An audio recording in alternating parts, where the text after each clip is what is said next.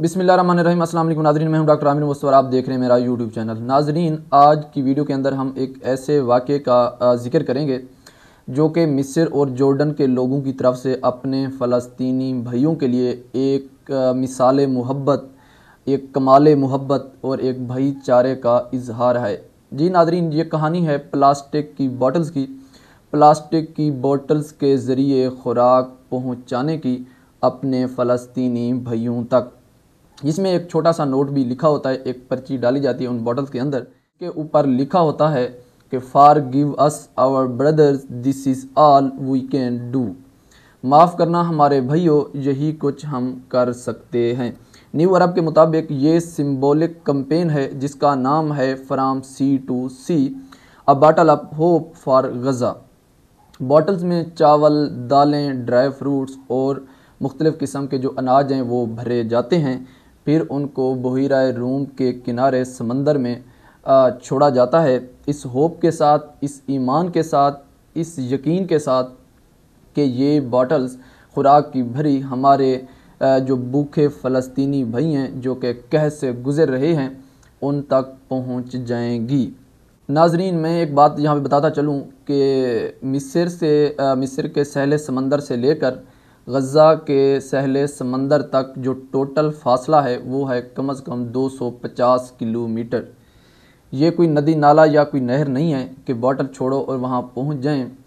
वो समंदर है और वहाँ पे बॉटल छोड़ना, क्या ये गारंटी है कि वो बॉटल्स सिर्फ गज़ा की जो सहले समंदर है, पट्टी है, वहाँ तक ही पहुँचें।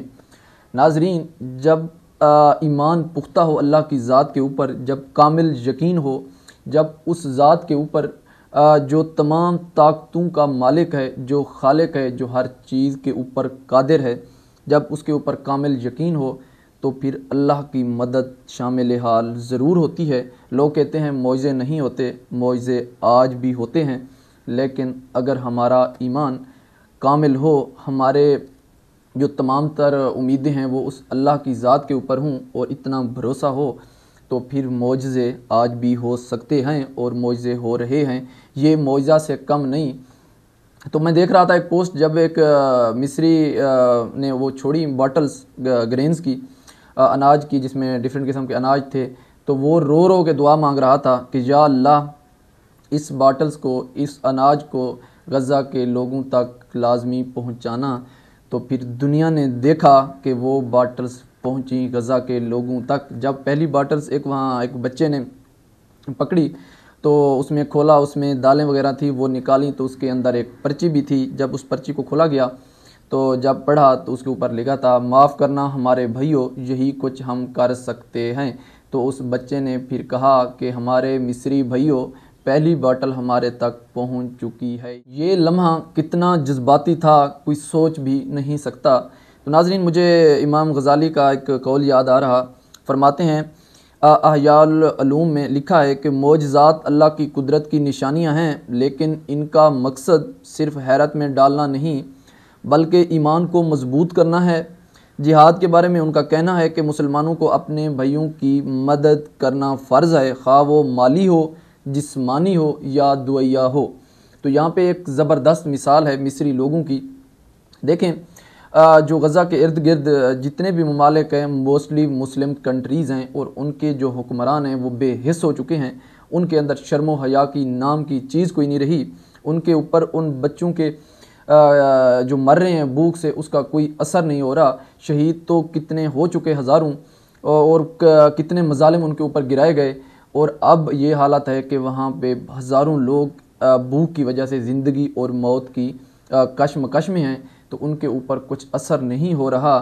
तो जब आपके पास कोई सोर्स और ना हो, आपको हुकूमतें जिहाद के लिए बॉर्डर क्रॉस करने ना दें और ख़ुराक पहुँचाने के लिए आपको अपना बॉर्डर कोई ना यूज़ करने दे, के बाद जब आप बेबस हो जाएं तो फिर और कुछ नहीं, आप कम से कम उनके लिए दुआ तो कर सकते हैं, उनके लिए किसी ना किसी तरीके से खुराक का बंदोबस्त तो कर सकते हैं। ये एक बड़ी मिसाल है। जब उनके पास कोई ऑप्शन नहीं था तो उन्होंने एक ज़बरदस्त किस्म का आइडिया उनके जहन में आया कि समंदर को यूज़ करके उन तक किसी ना किसी तरह खुराक पहुँचाई जाए। तो नादरीन, ये एक ज़बरदस्त किस्म की भाईचारा की मिसाल है और ये एक जज्बा है, जज्बा ईमानी है और अपने भाइयों के लिए एक दर्द है।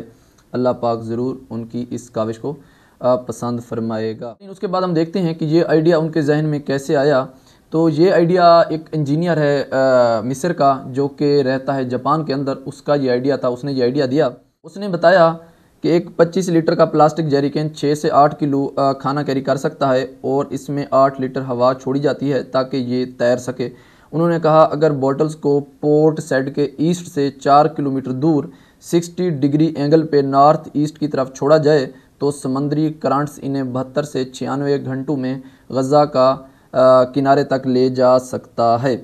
और ये ज़बरदस्त किस्म का आइडिया था और फिर ये आइडिया कामयाब हुआ और फिर ये बॉटल्स वाकई उतने ही टाइम में गज़ा के सहले समंदर तक पहुंची और लोगों ने वहां पे उन्हें पकड़ा और उन्हें इस्तेमाल किया। तो नाज़रीन ये एक बहुत ही ज़बरदस्त किस्म का, नाज़रीन असल में ये सिंबॉलिक जो कैंपेन थी, इसका असल मकसद जो मुस्लिम हुक्मरान हैं उनको शर्म दिलाना है, उनको इस तरफ तवज्जो दिलाना है कि किस तरह जुल्म व सितम बर्बरियत से गुज़र रहे हैं गज़ा के लोग, और उसके बाद उनके खुराक उनके ऊपर बंद कर दी गई है और वो कहत से गुज़र रहे हैं और वो ज़िंदगी और मौत की कशमकश में हैं। तुम्हें शर्म नहीं आती कि शायद उन्हें ये उनकी तवज्जो दिलवाने के लिए है, शायद उन्हें शर्म आ जाए और कोई वो इक़्तिदाम करने के काबिल हो जाएं। तो नाज़रीन WHO की रिपोर्ट के मुताबिक गज़ा में जो भूख है वो ह्यूमन मेड है, यानी इंसानों की वजह से लाई गई है, कोई ये कुदरती आफात में से नहीं है। क्योंकि वहाँ जान बूझ के खुराक बंद कर दी गई है गज़ा के लोगों के लिए। हज़ारों ट्रक जो इस वक्त बॉर्डर के ऊपर खड़े हैं, लेकिन उनको इजाज़त नहीं है अंदर जाने की इसराइल की तरफ से। तो ये जो भूख है ये इंसानों की वजह से है, ये कोई कुदरती आफात में से नहीं है। UN के मुताबिक इस वक्त 4,70,000 के करीब फ़लस्तीनी भूख की वजह से वो ज़िंदगी और मौत की कशमकश में हैं। वो उनके जिस्म लाग़िर हो चुके हैं और वो ज़िंदगी की भीख मांग रहे हैं। तो नाज़रीन आखिर में मेरा एक पैगाम है कि आप लोग अपनी इस्तिताअत के मुताबिक, आप जिहाद के ऊपर कादिर नहीं हैं, लेकिन कम अज़ कम आप दुआ तो कर सकते हैं। आप सोशल मीडिया के ऊपर अपने फ़लस्तीनी भाइयों के लिए आवाज़ तो उठा सकते हैं, अपने हुक्मरानों को गैरत तो दिला सकते हैं और जो दुनिया के अंदर नाम निहाद इंसानी हकूक़ की तंजीमें हैं उनकी तवज्जो तो दिलवा सकते हैं। सोशल मीडिया का दौर है, एक बड़ा ताकतवर आपके पास प्लेटफार्म है, चाहे उसका असर ना हो, लेकिन कल जब आप क़यामत के रोज़ अल्लाह के हुज़ूर पेश होंगे, कम अज़ कम इतना कहने के लायक तो हूँ कि या अल्लाह हम जिहाद के ऊपर कादिर नहीं थे, हमारी हुकूमतों की तरफ से हमें इजाज़त नहीं दी गई थी जाने के लिए, और हम खुराक पहुँचाने के लिए भी हमें इजाज़त नहीं थी बॉर्डर के ऊपर।